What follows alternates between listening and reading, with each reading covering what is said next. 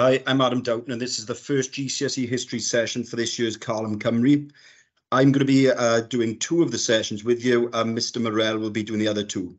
So just to give you an overview of what we'll be doing, the first session with me is on Unit 2, America from 1910 to 29, and I'll be going through question 4 in detail. The second session will be with Mr. Morell. He'll be doing Unit 1, Depression, War and Recovery, and the Coming of War, and question 4. Then I'll be doing session 3, where I'll be looking at rebuilding the country after 1945, which is on the Depression, War and Recovery exam again, and then going into question 5 on detail. And Mr. Morell will be ending with Unit 2, Weimar Germany, and question 5. We'll both be in the live session then, where we'll be able to answer any questions based on these sessions we've done. So when I go through America now, I'm going to focus on topic area 1, 2, and 3. So on immigration, race and religion, and crime and corruption, and then going through how to approach question 4, which I know my students find most challenging. So topic area 1, then we'll deal with the content of immigration. So why did immigration become such a major issue in American society during the period 1910 to 29? So at the start of the time period, America followed a policy that is open door, which means they allowed easy access into America to encourage mass migration. So by 1919, around 40 million immigrants had entered America. So majority of them would enter at Ellis Island. And the idea was to create a melting pot where everyone, different languages, cultures, will all become Americanized. So when you enter America, you all become English speakers and you're all Americans. So a lot of people wanted to go, and this is because of push and pull factors. So you've got push factors, things that are driving you out of your own country. So that could be poverty, political or religious persecution, overcrowding, and then things that are pulling you into America. So always think of the opposite of those push factors. So if poverty is pushing you out, money is pulling you in, a better life, religious freedom, higher pay. People want this American dream. But then people become too concerned with the large number of immigrants entering America. So there's demands for restrictions, wanting to restrict the number allowed in so easily.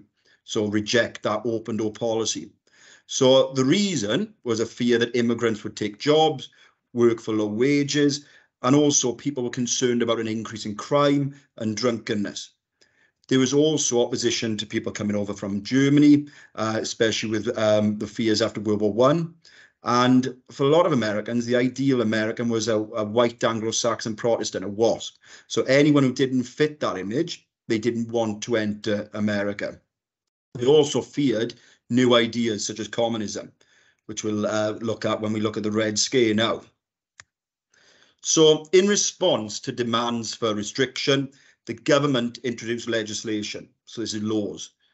So one way they restricted the number of immigrants coming in was the literacy test in 1917. So immigrants had to prove they could read or write a short passage, and a lot would obviously find this difficult because they might not have education in their countries. The government took this further then in 1921 with the Emergency Quota Act. So this set an immigration quota where only 3% of the population of any ethnic group already in the US by 1910 could become in. So it depended how many were in that 1910, and then 3% of that would be allowed in. So how many English people there were, there'd be 3% of those. How many Russians there were, there'd be 3% of those. So then they took it further with the National Origins Act in 1924. So this quota was reduced to 2%, and then of the 1890 census. So that would be even less again. And then in 1929, the Immigration Act restricted immigration to 150,000 per year. So these are the ways the government stopped the number of immigrants coming in and then kept the American population happy. So at this time, you also see a growth of xenophobia. Xenophobia is the fear of immigrants, especially from places like Eastern Europe, okay, Russia, Poland. And this showed itself in a number of ways. The one way was the Red Scare. So after the 1917 Communist Revolution in Russia, there's a fear that they will try to spread that to America. So many Americans were convinced that anyone coming over from Eastern Europe were bringing communist ideas with them. So they saw any political ideas like anarchism as branches of this communism. And the reason it's called the Red Scare is because the nickname for those communists were Reds. There was a slight growth in communism at this time. There was a Communist Party formed in the US in 1919, but there was nothing that should have been seen as a threat to American life. In 1919, when there were 3,600 strikes, a lot of people felt this was the start of a communist revolution. So communists were blamed again, whereas actually it was workers protesting against poor working conditions and low pay. So there was also a general strike in Seattle where all the industries started to stop work. And again, people felt that this was a communist revolution.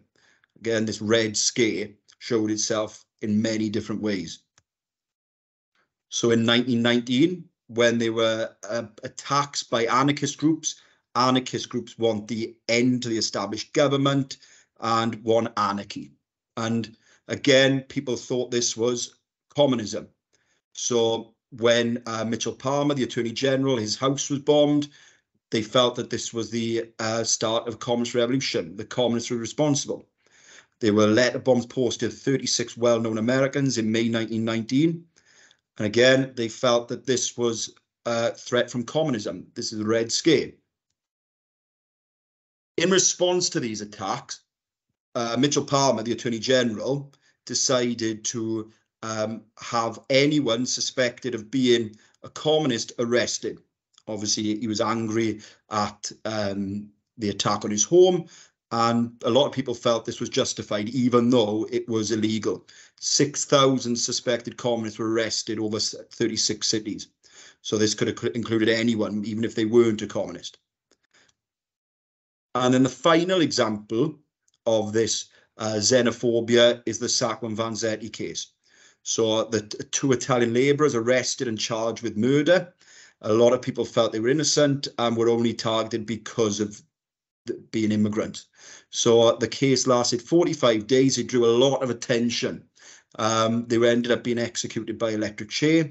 They had 107 people confirm their alibis, but still the judge seemed adamant that he was going to find them guilty.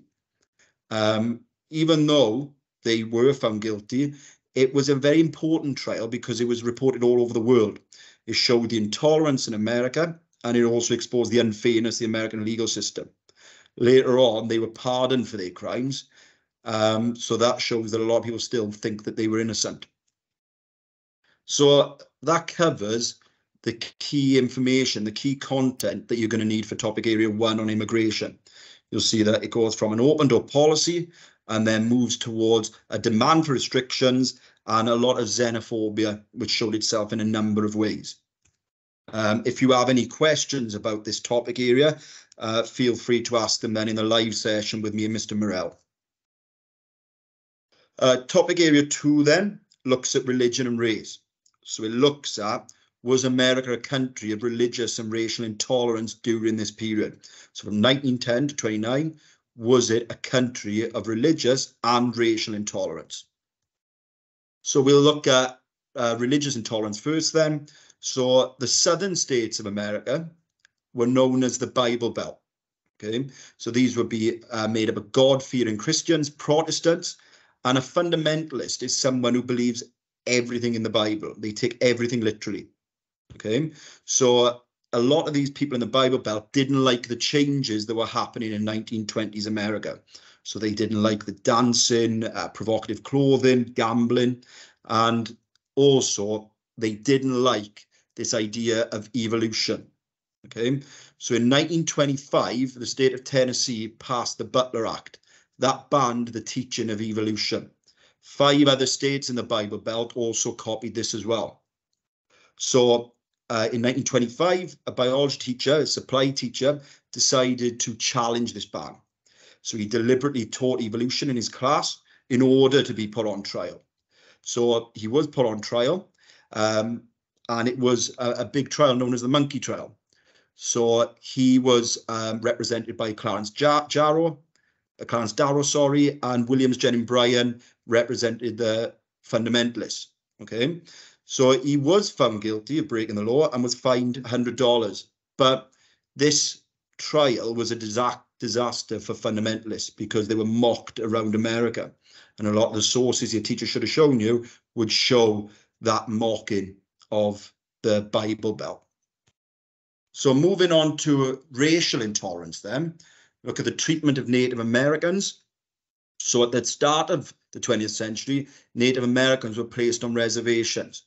So a lot of white reformers believed that the only way they could survive was by rejecting their culture and their identity. So in order to do this, they felt the best way to do it would be through getting to the young. So a lot of special boarding schools were set up. So thousands of Native American children were taken from their families and sent to these boarding schools. And you've probably seen pictures of the before and after of how much they had to change. Now, these schools showed that they were treated very badly. The Merriam Report of 1928 found that children were being mistreated in these schools, and the government decided things did need to change then. But example of taking children away from their families does show you how badly Native Americans were treated, and that Merriam Report of 1928 is evidence of that. So another group that were treated badly were African Americans. So after slavery came to an end, a lot of people in the South felt that African Americans would have too much power. So they introduced Jim Crow laws to limit that power. And these Jim Crow laws were the laws of segregation. Okay, and they'd be in the southern states like Texas and Alabama, Tennessee. And the idea was that every facility they would have would be separate. So in law, after the 1896 Plessy v. Ferguson case, they should have been separate but equal. But we know these facilities were not equal. So they could be segregated in schools, hospitals, libraries, anywhere they would go in public. They'd also been denied the vote, even though technically they should have had it. And they were denied good jobs and a good education. So between 1915 and 1922, more than 430 Black Americans were lynched in America. So another way African Americans were treated badly was through the Ku Klux Klan. So after tensions rose after World War I, they grew massively. Okay, by 1925, they claimed to have more than 5 million members. After 1915, the release of Birth of a Nation, which showed the Ku Klux Klan as heroes, the numbers started to rise because people did see them as heroes and good people. Okay, they wore white robes to conceal their identity and as a symbol of their white supremacy. So some of the activities they carried out would be the lynching of African Americans and anyone else considered an enemy. Now, a lot of politicians in the South feared that if they went against them, they would lose support. But after 1925, they do go into decline. And finally then, on this unit, you need to look at how African Americans reacted to their treatment. So they didn't just accept it. There were 3 things they did to react.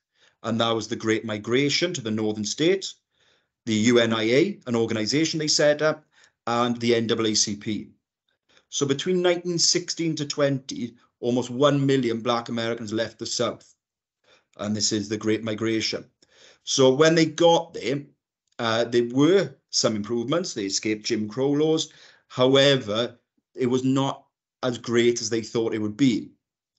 They would often be the last to be hired and the first to be fired. And they'd live in ghettos where they were not good housing. Also, a lot of people reacted badly to the Great Migration. So in 1919, the Chicago riots broke up. Now, there were some improvements because of the Great Migration up north.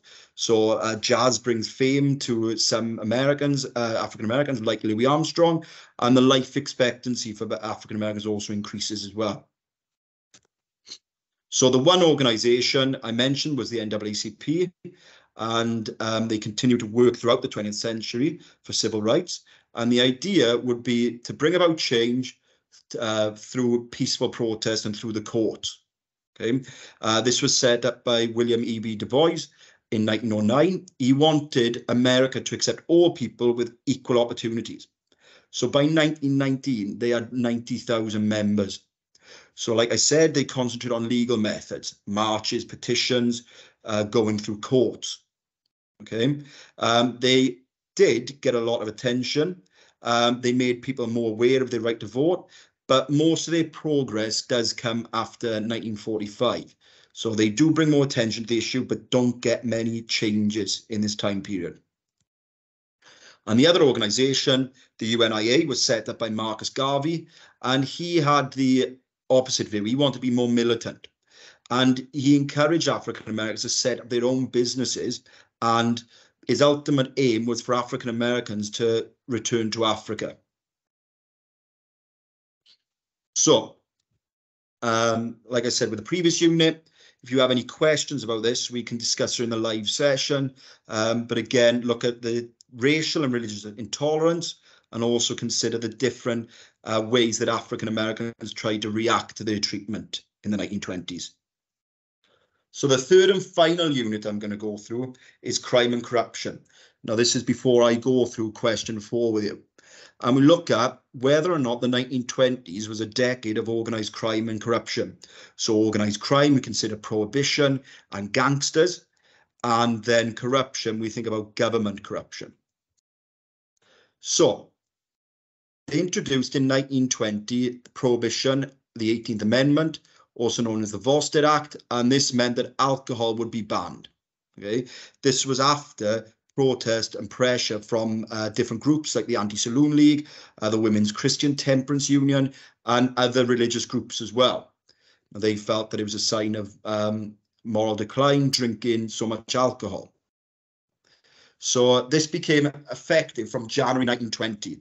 It was passed as an act by Congress in 1919. Now, the main reasons these organizations gave were things like work, religion, abuse, and patriotism. So the idea that people were less productive if they'd been drinking alcohol. So industrialists like Henry Ford would disagree with people having a drink before work or even the night before work. Religion, like I said, religious groups saw it as the root of sin and evil. So they were against the drinking of alcohol as well. So had a lot of support for prohibition. People argued as well that there were clear links between the consumption of alcohol and wife beating and child abuse. And the final one, a lot of beer came from Europe, so Germany specifically, and obviously they'd just been to war with them, so they felt like it was unpatriotic to get their alcohol from that country. So life under prohibition changed massively, and because it's a crime, but a lot of people didn't see this as a crime. Okay, so it brought ordinary people in contact with organized criminals and gangsters. So prohibition drives drinking underground. So it had many different aspects to it. So such as the smuggling of alcohol into America. So think about the massive coastline they have. It's very easy to get alcohol in from Canada, Europe, Mexico, and it's difficult to prevent because they've got 30,000 kilometers of coastline. Where they would drink this alcohol then would be speakeasies. So by 1930, there were 30,000 speakeasies in New York alone. So these bootleggers would bring the alcohol to the speakeasies and make sure that people were able to drink it in these places. They would be secret, but people would know where to find them because no one really took this serious. The police officers would often be bribed and would often visit these speakeasies as well. Now, the IRS, the Internal Revenue Service, was put in charge of trying to police this. And they never had more than 2,500 agents on this. So the most famous agent was Eliot Ness, the man who eventually arrested Al Capone for tax evasion. And it was so difficult to enforce, like I said, because so many people were willing to break this law. Okay, they didn't see drinking alcohol as a massive problem. And due to this difficulty and such opposition to prohibition, an end to prohibition was brought in December 1933. So organized crime was big before the 1920s. However, because of prohibition and so many people being involved with this, it allowed them to grow even bigger.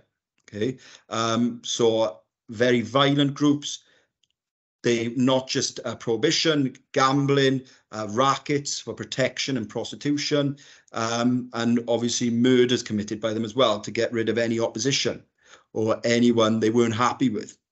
So the most famous gangster is Al Capone.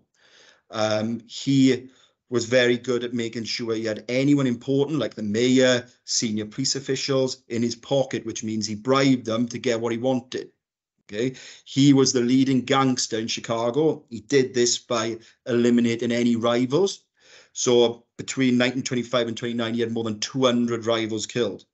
But obviously, because he wouldn't be the person who actually killed them, it was very difficult to tie those murders to him. So he was never convicted for these. And a lot of people did like Al Capone. He's very popular. He was seen as a very glamorous person. One example of how he eliminated one of his gangs was one of his rival Chicago gangs, the leader, Bugs Moran. His main men were killed in the St. Valentine's Day massacre. So 7 of his men were shot by Capone's men who entered his building, his headquarters, dressed as police officers. So at the same time as well, Capone was in Florida, so he could not be pinned with the murder of Bugs Moran's gang. Bugs Moran weren't there at the time, but he did lose any influence and power after his main 7 men were killed. So in 1931, he was arrested for tax evasion. He owed a lot of money, and obviously they didn't get him on any of the murders or anything like that, but they were able to get him on this. He spent the next 8 years in prison in Alcatraz and lost a lot of his power. He died a few years later then. So that is organized crime and prohibition. Now we're going to look at government corruption. So in 1921, Warren Harding becomes president. Now he surrounds himself by his friends and colleagues from Ohio. That's why they called the Ohio Gang. A lot of them used their position to make money, so not for good, as they should be. So the head of the Veterans Bureau, Charles R. Forbes, was fined and sent to jail for selling off veterans' hospital supplies. Some colleagues resigned and some ended up committing suicide rather than face the public over the, different scandals. Okay. The main scandal you need to know is Albert Fall, Harding's Secretary of the Interior, leased government oil fields to friends in exchange for bribes. So this was the Teapot Dome scandal. So these government oil fields in Wyoming, Teapot Dome, were meant to be kept for the Navy. However, he leased them when he shouldn't have. So he was given 400,000. One of these men who gave him money in exchange for the oil fields was Harry Sinclair. Now, he could have got away with it because it was secret, but suspicions grew when he started spending a lot of money. So some of the details was published in newspapers in April 1922. Harding defended his actions, but he fell ill from all the stress of the events and ended up dying in 1923 then. This sort of went under the surface for a few years then.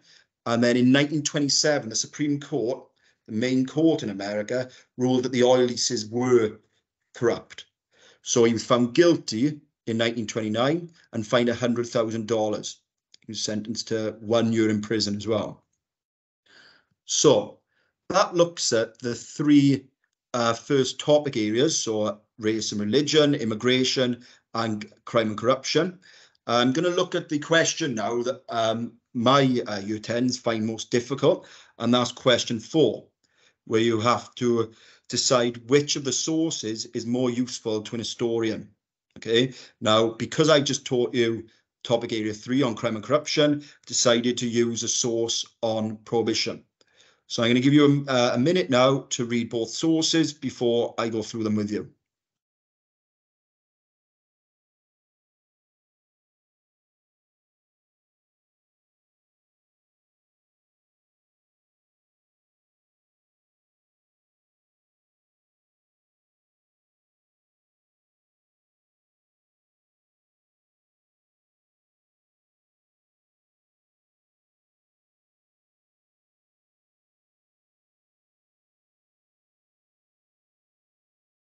Now, even though I'm going to be discussing this question, I'm not going to be specific, just so you think just the content of this one.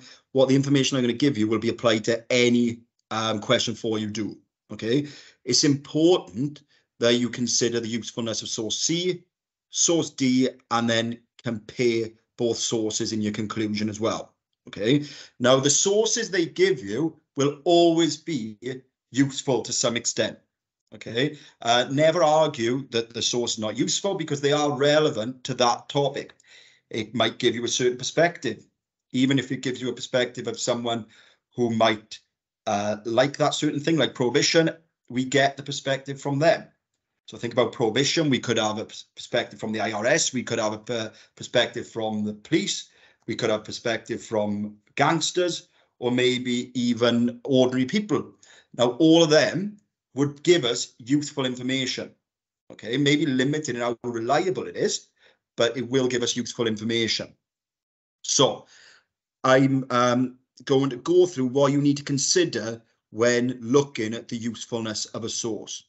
Okay, now when looking at a source, make sure you think about what the source tells us. You have to look at the content. Okay, so what is actually written in that source about the topic, and don't just think what is useful. Okay, it's useful to an historian studying that specific topic. You need to say that. Don't just say it's useful. Say it's useful to an historian studying prohibition in this case. Okay, so the content is what is written in that source. Okay, and you need to give us 1 or 2 things that source tells us that is useful to an historian studying that topic. You then need to consider the origin, so where it comes from. So who made it? Okay, how does that impact the usefulness of the source? Does it give a certain perspective of that? When was it made? So could you work in own knowledge about that time period to address the usefulness of that source? So obviously, if the source is from 1918, that's before prohibition is introduced. So you're looking at why someone would want to introduce it. The source is in 1925, it's at the height of prohibition, with smuggling and speakeasies. That own knowledge you can work in there, okay, and that would pick up marks. Also, consider the nature of the source. Well, what type of source is it? Is it a speech? Is it a pamphlet? Is it from a newspaper? Is it a cartoon? And think about, how does that impact the usefulness of that source? What about the purpose? Why was it produced? Okay, obviously something you need to consider with question 3, but you consider, well, why was it made and how would that impact the usefulness of that source? And the final thing to consider then, with the audience. Okay, now this is what you need to make sure you cover to get into those top bands. Okay, who was meant to read it? Who is it aimed at? How does that impact the usefulness? Okay, now throughout all of this, try and work in your detailed historical knowledge, which is worth 6 marks in this question. If you don't think you've worked in enough, at the end of your analysis, make sure you add a few sentences of own knowledge. Okay, but it does work better if you put that own knowledge throughout. Okay, for historical context. But if you need to, put it at the end of the paragraph. Okay, make sure that's tied into the source. So let's think now, to be able to answer this question, you need to consider what the marks are for. So you've got 6 marks for AO1, which means detailed understanding of the key feature in the question. So by detailed, we mean names, dates, key events, figures, historical terms that are relevant to that specific topic.